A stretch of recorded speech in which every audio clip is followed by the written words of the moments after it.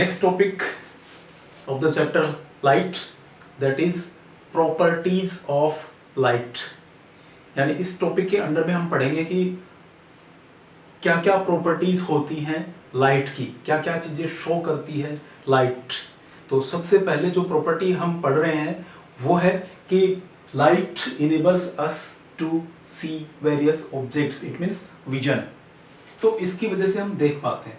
तो हमें ये फाइंड आउट करना है कि what is the reason that we are able to see in the presence of light and in the absence of light और in darkness we can not see objects. तो इसका कारण क्या है कि जब लाइट प्रेजेंट होती है तो लाइट की प्रेजेंस में हम डिफरेंट चीज़ों को देख सकते हैं, लेकिन बिना लाइट के अंधेरे में, डार्कनेस में हम चीज़ों को नहीं देख सकते। उसका कारण क्या है?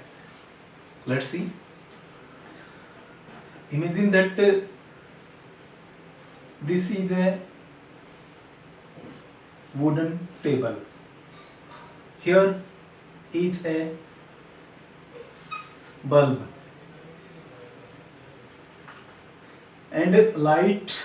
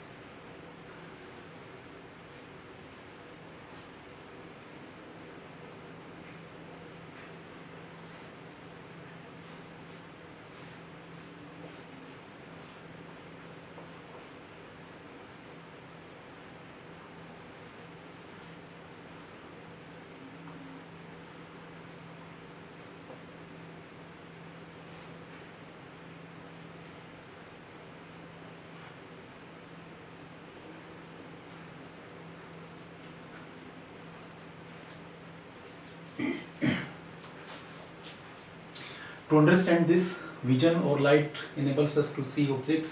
In the presence of light we can see different objects, and in the absence of light we cannot see different objects. So what is the reason? In the first diagram you can see that this is a bulb, and this bulb acts as a source of light. यानी ये light का source है जिससे light emit हो रही है। ये हम लोग हैं, आइज से हम देखते हैं। ये एक ऑब्जेक्ट है और ये ऑब्जेक्ट एक टेबल के रूप में हम ले रहे हैं। ये जो टेबल है इसको हम लाइट की प्रेजेंस में हम देख पा रहे हैं। जैसे फर्स्ट डायग्राम आप देख रहे हो कि बल्ब की जो लाइट है वो एमिट हो रही है और एमिट होकर के इस टेबल से टकरा रही है, और टकराने के बाद में रिफ्लेक्ट होकर के जब आइज तक पहुंच रही है तो हमारी आइज के अंदर रेटिना के ऊपर इसकी इमेज बन रही है, और वहाँ से इसके जो सिग्नल्स के रूप में है वो ब्रेन तक पहुंच रही है। ब्रेन हमें बता रहा है कि ये टेबल हमसे लगभग इतनी दूर है, इसकी साइज ये है, कलर ये है। इस तरह की जो इन्फॉर्मेशन है वो हमें मिल रही है। It means we in the presence of light we are able to see various objects. अब आते हैं हम दूसरे डायग्राम में। इसमें टेबल है, हम हैं, लेकिन सोर्स ऑफ लाइट नहीं है। तो सोर्स ऑफ लाइट नहीं होने की वजह से लाइट इंसिडेंट नहीं हो रही है, इससे लाइट इसके ऊपर नहीं पहुंच रही है।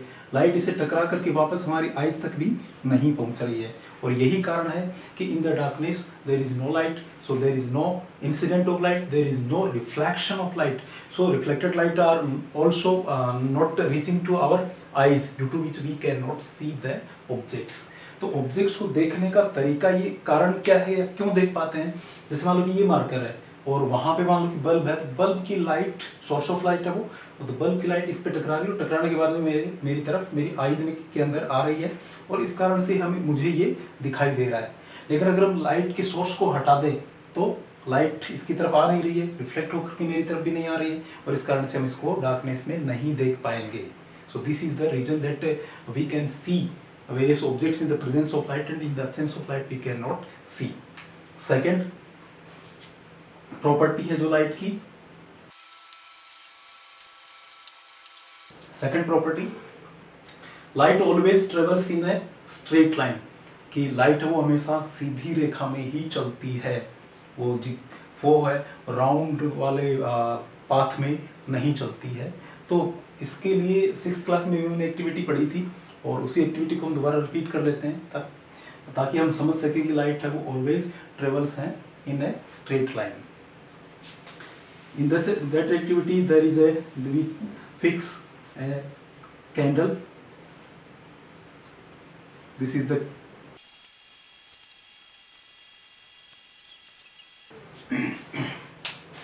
second property of light. Light always travels in a straight line.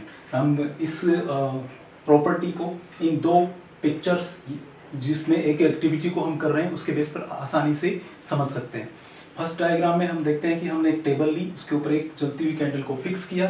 अब हमने एक बेंट पाइप ली और इस बेंट पाइप के थ्रू हम लाइट की जो कैंडल की जो फ्लेम है उसको हम देखना चाह रहे हैं।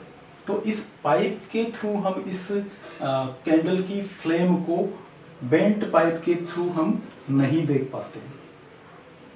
Now again we take a straight pipe and इस स्ट्रेट पाइप की हेल्प से जब हम इस कैंडल जलती हुई कैंडल की फ्लेम को देखते हैं तो ये हमें इजीली विजिबल होती है, क्योंकि देख सकते हैं कि इसमें जो लाइट है वो स्ट्रेट पाइप के थ्रू आइज तक पहुंच रही है और हम आसानी से इसको देख पा रहे हैं। लेकिन इस बेंट पाइप में लाइट है वो आगे मूव नहीं हो रही है और इस कारण से हम इस फ्लेम को नहीं देख पा रहे हैं। तो इस सिंपल सी एक्टिविटी से हम इस चीज को प्रूव कर सकते हैं कि light always travels in a straight line. Third property of light, light has dual nature. It means light की जो नेचर होती है वो ड्यूअल होती है, डबल होती है, दो तरह की होती है। लाइट एक वेव की तरह भी बिहेव करती है और साथ में एक पार्टिकल की तरह भी बिहेव करती है, due to which the nature of light is dual. It can behave like a wave as well as it can behave as a particle. So two types of nature, wave nature and particulate nature. The particles of light are known as photons and a bundle or bunch of particles of light or bunch of photons is known as quanta. The next property of light is propagation of light through various objects. Light है वो different objects के through pass हो सकती है, completely हो सकती है या नहीं हो सकती है। इन सब के बेस पर है कि डिफरेंट ऑब्जेक्ट्स में लाइट अलग अलग तरह से पास हो सकती है। So first of all transparent objects, ये वो ऑब्जेक्ट्स हैं जिनके थ्रू लाइट कंप्लीटली पास हो सकती है या वो लाइट्स को कंप्लीटली अपने अंदर से पास होने देते हैं, उनको हम कहते हैं transparent object. For example clean air, clean water, glass, इन चीज़ों के थ्रू लाइट है वो कंप्लीटली पास हो सकती है। तो ऐसे ऑब्जेक्ट्स को हम कहते हैं ट्रांसपेरेंट ऑब्जेक्ट्स। दूसरी तरह की जो ऑब्जेक्ट्स हैं वो हैं ट्रांसल्यूसेंट ऑब्जेक्ट्स। ये ऐसे ऑब्जेक्ट्स हैं जिनके थ्रू लाइट पास तो हो सकती है लेकिन कंप्लीटली पास नहीं होती है, लाइट पार्शियली पास होती है। ऐसे ऑब्जेक्ट्स को हम कहते हैं ट्रांसल्यूसेंट ऑब्जेक्ट्स। बहुत सिंपल सा एग्जांपल हम लेते हैं। हमने एक पेपर लिया, वाइट पेपर, और उसको हम बालों में जो तेल लगाया उसके ऊपर रब करते हैं। रब करने के बाद में उस पर देखते हैं कि एक ऑयली पैच बन जाता है, दिस इज ऑयली पेपर। अब अगर हम इसके थ्रू लाइट को देखना चाहें तो लाइट इसके थ्रू पास तो होती है लेकिन कंप्लीटली नहीं होती है, और पार्शियली पास होने की वजह से जो चीज़ें इसके आर पार में दिखेंगी वो धुंधली दिखेंगी, बिल्कुल क्लियर नहीं दिखेंगी। जैसे एयर अगर पोल्यूटेड हो, इसके अंदर काफ़ी सारा पोल्यूशन हो, पोल्यूटेंट्स के पार्टिकल्स हों, तो ये एयर हमारे लिए बहुत ज़्यादा विजिबल नहीं होगी, विजिबिलिटी इसकी कम हो जाएगी। अगर वो वाटर है उसके अंदर मड वगैरह प्रेजेंट है तो उस केस में भी लाइट है वो कम्प्लीटली उसके थ्रू पास नहीं होगी। कुछ प्लास्टिक्स हैं जिनके थ्रू भी लाइट है वो कम्प्लीटली पास नहीं होती है। So these are the examples of translucent objects through which light can not travel completely and light travels partially. Third type of objects, those are opaque objects. ये ऐसे ऑब्जेक्ट हैं, opaque objects ऐसे object हैं जिनके through light बिल्कुल भी पास नहीं हो सकती है। और ऐसे ऑब्जेक्ट्स को हम कहते हैं ओपेक ऑब्जेक्ट्स। फॉर एग्जांपल ये जो वॉल है, लाइट बल्ब से आ रही है, इस वॉल की दूसरी साइड में अगर हम देखना चाहें तो लाइट बिल्कुल भी पास नहीं होती है। अगर हम कोई स्टोन लेते हैं, कोई मोटा सा वुडन प्लैंक लेते हैं तो उनके थ्रू है लाइट वो बिल्कुल भी पास नहीं होती है। और ऐसे ऑब्जेक्ट्स को हम कहते हैं opaque objects. It means different types of objects allow the light in different ways. Some allow to pass completely, some allows partially, and some does not allow at all. The next property of light is speed of light. Light कितनी तेजी से किसी object के through pass होती है या उसके अंदर ट्रैवल करती है, that is speed of light. Air में या कह सकते हैं वैक्यूम में, जहाँ पे एयर वगैरह नहीं होती है, उस जगह पे लाइट की स्पीड काफ़ी तेज़ होती है और वो लाइट की स्पीड होती है 3 × 10⁻10 मीटर पर सेकेंड। अब ये जो स्पीड है लाइट की वो अलग अलग ऑब्जेक्ट्स में अलग अलग होगी। वो डिपेंड करेगा कि वो जो ऑब्जेक्ट जिन सब्सटेंस से बना उसके पार्टिकल किस तरह से अरेंज्ड हैं, उनकी डेंसिटी कितनी है। उस डेंसिटी के बेस पर भी स्पीड है लाइट की कम या ज़्यादा हो सकती है। और साथ में ही अगर वो किस तरह से उस लाइट को बेंड करता है या रिफ्रैक्ट करता है, उसके बेस पर भी स्पीड है लाइट की वो कम या ज़्यादा हो सकती है। हायर क्लासेस में हम पढ़ेंगे कि रिफ्रैक्शन क्या होता है। लाइट जब एक मीडियम से दूसरे मीडियम में पास होती है तो उस केस में जो दोनों का इंटरफेस है या अगले मीडियम में जब एंटर करती है तो वो नॉर्मल की तरफ या तो बेंड होती है या उससे दूर अवे बेंड होती है। ये जो बेंड होने का प्रोसेस है सेकंड मीडियम में, उसी को हम कहते हैं रिफ्रैक्शन ऑफ लाइट। थोड़ा सा इसको देख लेते हैं। ये मान लो एयर है, ऊपर यहाँ पे एयर है और यहाँ हमने ग्लास की स्लैब रखी हुई है। लाइट है वो, जैसे अगर हम ये सरफेस और इसके ऊपर लाइट है, इसके ऊपर इंसिडेंट करवा रहे हैं तो हमने एक इमेजिनरी लाइन यहाँ पे मान ली परपेंडिकुलर 90 डिग्री पे। अब यहाँ पे अगर हम लाइट को इस तरह से पास करवा रहे हैं इसके अंदर, तो ये एक्चुअली इस मीडियम में ये ग्लास है और ये एयर है, तो ग्लास के अंदर जानी चाहिए ऐसे सीधी, बट होगा क्या कि एयर के पार्टिकल दूर दूर हैं, ग्लास के पार्टिकल ज़्यादा पास पास हैं, डेंसिटी ज़्यादा है, ऑप्टिकल डेंसिटी ग्लास के एयर से ज़्यादा है। इस कारण से ये जो रे है जब इसके अंदर गुजरेगी तो इस तरह से गुजरेगी, यानी ये जो नॉर्मल है इसकी तरफ ये बेंड हो गई। अब यहाँ पे ये ग्लास है और ये फिर एयर है, तो ये जानी चाहिए ऐसे सीधी, लेकिन ये ऐसे सीधी ना जाकर के अगर हम यहाँ पे फिर से नॉर्मल खींचते हैं तो ये क्या है, नॉर्मल से दूर भागती है और इस कारण से ये ऐसे डॉटेड लाइन से अगर हम इसको शो करें तो ये इस तरह से पास हो जाती है, एमर्ज हो जाती है। तो ये जो बेंडिंग है, एक मीडियम एयर है, दूसरा ग्लास है। मीडियम का मतलब वो ऐसा सब्सटेंस, ऐसा अरेंजमेंट मटेरियल जिसके थ्रू लाइट पास हो सकती है या जिसके थ्रू लाइट आती है, तो उसको हम कहते हैं मीडियम। तो यहाँ पे हम देखेंगे कि लाइट है वो नॉर्मल की तरफ बेंड कर रही है, यहाँ पे नॉर्मल से दूर बेंड हो रही है, तो ये जो बेंडिंग प्रोसेस इसी को हम कहते हैं रिफ्रैक्शन। और ये डिपेंड करता है इसकी, ये जो मीडिया है, इनकी डेंसिटी कितनी है, इनकी ऑप्टिकल डेंसिटी कितनी है। ये चीज़ें हम हायर क्लासेस में अच्छे से पढ़ेंगे। नेक्स्ट है लाइट फॉर्म्स शैडोज। जैसे आप देख पा रहे होंगे शैडोज, या जैसे मैं यहाँ पे लाइट के आगे अगर आता हूँ तो पीछे शैडोज फॉर्म हो रही हैं। तो ये आप देख सकते हैं कि ये शैडो फॉर्म हो रही है। शैडो फॉर्म होने के लिए हमें क्या क्या चीज़ें चाहिए, source of light, object on and A screen. ये तीन चीज़ें हमें चाहिए, लाइट का सोर्स, ऑब्जेक्ट और स्क्रीन। और इस कारण से स्क्रीन के ऊपर हम देखते हैं कि लाइट के पाथ के अंदर कोई ओपेक ऑब्जेक्ट आता है तो आगे लाइट पास नहीं होती है, या उसकी जितनी सिद्ध है उस सिद्ध के अंदर लाइट है वो नहीं है, और इस कारण से इसकी एक शैडो पैच जैसा हमें दिखाई देता है, जिसको हम कहते हैं इसका शैडो। तो इस तरह से लाइट है वो शैडो भी फॉर्म करती है जब उसकी पाथ के अंदर कोई ओपेक ऑब्जेक्ट आता है।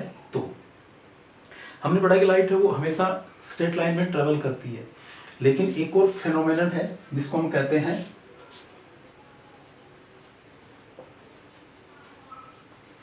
Diffraction of light.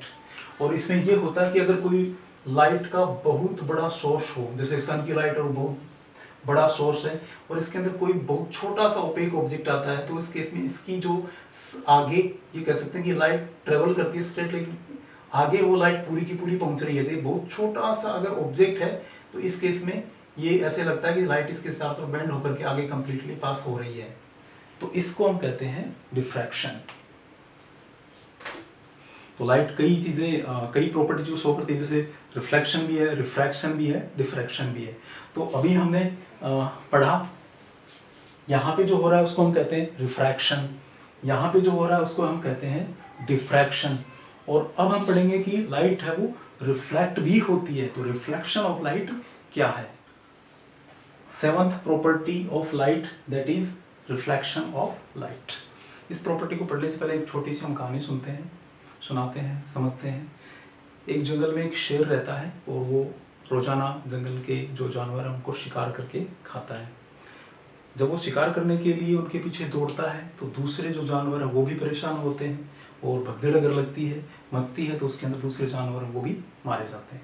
तो जानवर सब मिलकर के डिसाइड करते हैं कि शेर है वो रोजाना इस तरह से भगदड़ नहीं मचाएगा, ऐसे नहीं पकड़ेगा जानवरों को। जानवरों का एक नंबर उन्होंने बांध दिया कि ये जानवर अगले दिन, ये जानवर अगले दिन, और इस तरह से शेर के पास में ही जानवर जाते हैं और उनको मार करके खा जाता है। इसी तरह से एक दिन एक चतुर खरगोश का नंबर आया, तो खरगोश जानबूझ के शेर के पास में लेट गया। खरगोश ने जाते ही गुस्से से पूछा कि तू लेट क्यों आया है। तो खरगोश ने एक झूठी कहानी सुनाई कि शेर जंगल के अंदर एक दूसरा शेर आया हुआ जो आपसे भी ताकतवर है, वो बोला कि तुझे तो मैं खाऊंगा, बड़ी मुश्किल से मैं जान बचा के आपके पास में आया हूँ। शेर को और ज़्यादा गुस्सा आया, ऐसा कौन सा शेर आ गया, मुझे दिखाओ। तो उसने कहा चलो मुझे ले चलो उसके पास में। तो चतुर जो खरगोश था वो उसको एक कुएं के पास में ले गया और उसने कहा कि महाराज, जो दूसरा शेर है वो इस कुएं के अंदर है। तो शेर गुस्से से कुएं की दीवार के ऊपर चढ़ा, उसने अंदर देखा तो उसको एक दूसरा शेर दिखाई दिया। उसने गुस्से से दहाड़ा, अंदर से दहाड़ की आवाज़ है वो कुएं की दीवारों से टकरा करके और तेजी से उस शेर तक आई। शेर को और गुस्सा आया और वो उस शेर को मारने के लिए कुएं के अंदर कूद गया और इस तरह से शेर है वो मर गया। और इस तरह से एक चतुर खरगोश ने सारे बाकी दूसरे जानवरों की जान उस शेर से बचा ली। इस कहानी से हमें ये सीख मिलती है कि संकट के समय हमें बहुत ज़्यादा दिमाग से काम लेना है, बहुत चतुराई से काम लेना है। लेकिन साइंस में हम इस चीज़ को इस तरह से इम्प्लीमेंट कर सकते हैं कि हमें इस कहानी से रिफ्लेक्शन के बारे में भी पता चलता है। जब शेर ने जब उस कुएं के पानी के अंदर देखा तो उसको उसकी परछाई दिखाई दी रिफ्लेक्शन ऑफ लाइट की वजह से, कि लाइट, सनलाइट उसके बॉडी से, उसके फेस वगैरह से टकराई, अंदर गई, सरफेस से टकराई और टकरा करके वापस आई और उसको अंदर लगा कि उसकी ही परछाई, उसकी ही इमेज है वो दिखाई दी, और इसका कारण था reflection of light. So reflection of light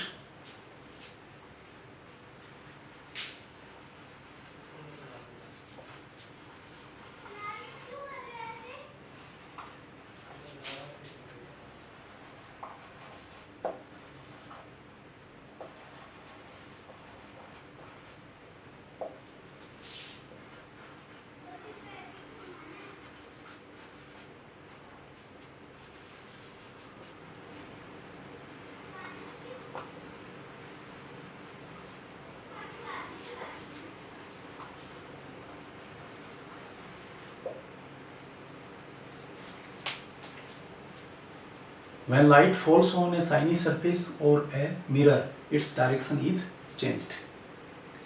light किसी शाइनी सरफेस या मिरर के ऊपर जो गिरती है तो वो लाइट वापस बाउंस बैक होती है या कम बैक होती है सेम मीडियम में, और इस प्रोसेस या इस फेनोमेनन को हम कहते हैं रिफ्लेक्शन ऑफ लाइट। इस रिफ्लेक्शन ऑफ लाइट को हम एक एक्टिविटी की बेस पर समझेंगे।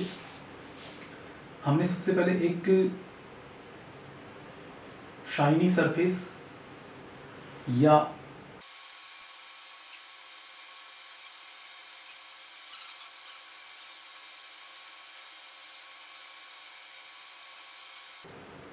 इस डायग्राम में हम देखते हैं कि ये जो ऑब्जेक्ट हमने लिया है ये एक शाइनी सरफेस है या मिरर है, इस मिरर को या साइनी सरफेस को हम इस टेबल के ऊपर एक पेपर बिछाते हैं या उसके ऊपर हम इसको इंसिडेंट करते हैं कि ये जो एंगल है वो राइट एंगल हो, 90 डिग्री का हो। अब हम ये एक टॉर्च लेते हैं, टॉर्च है वो सोर्स ऑफ लाइट है। लाइट से ये जो रे है ये मिरर के ऊपर इंसिडेंट हो रही है और जिस पॉइंट पे इंसिडेंट हो रही है उसको हम कहते हैं पॉइंट ऑफ इंसिडेंस। ये जो लाइट टॉर्च से निकल करके मिरर तक पहुंच रही है इसको हम कहते हैं इंसिडेंट रे। इस साइड में हम देखते हैं कि ये जो लाइट वापस बाहर आ रही है इस पॉइंट ऑफ इंसिडेंस से, इसको हम कहते हैं रिफ्लेक्टेड रे। ये जो इस पॉइंट से हमने इस सरफेस पे 90 डिग्री पे एक इमेजिनरी लाइन खींची है इसको हम कहते हैं नॉर्मल। और इस ऑब्जेक्ट में हम देखते हैं कि नॉर्मल के साथ में इंसिडेंट रे जो एंगल बनाती है उसको हम कहते हैं एंगल आई। और ये जो रिफ्लेक्टेड रे है ये नॉर्मल के साथ में जो एंगल बना रही है उसको हम कहते हैं एंगल ऑफ रिफ्लेक्शन। तो ये जो एंगल है ये है एंगल ऑफ इंसिडेंस और ये जो एंगल है ये है एंगल ऑफ रिफ्लेक्शन। तो इस डायग्राम में हम देख रहे हैं कि टॉर्च सोर्स ऑफ लाइट है जिससे एक लाइट की रे निकल रही है और वो रे एक पॉइंट पे इंसिडेंट हो रही है, गिर रही है और उस पॉइंट से दूसरी साइड में हम देखते हैं कि एक रे है वो वापस बाहर निकल रही है। तो ये एक मीडियम हो गया, सेम मीडियम हो गया एयर। इस एयर के अंदर लाइट जा रही है और एक इस साइनी सरफेस से टकराने के बाद में इसके थ्रू बाहर पास नहीं हो रही है, वापस अपनी ही साइड में वापस लौट रही है। ये जो इसका इंसिडेंट होकर के वापस बाउंस बैक होना है, कम बैक होना है सेम मीडियम में, इसी को हम कहते हैं reflection. Now in the reflection there are two laws. Those are laws of reflection of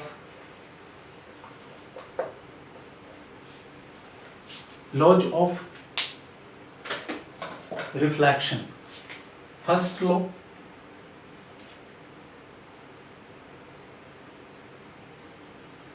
angle of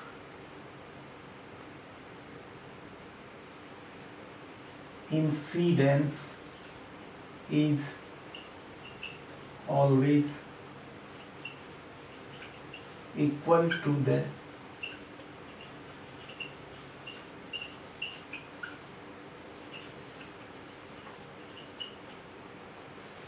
first law, angle of incidence is always equal to the angle of reflection.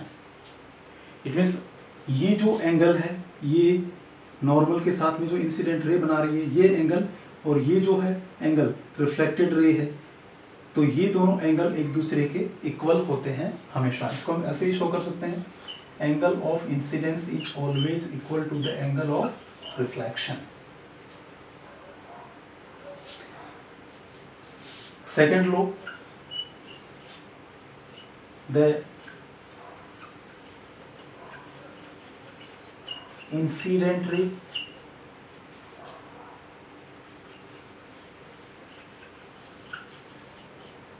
reflected ray and the normal all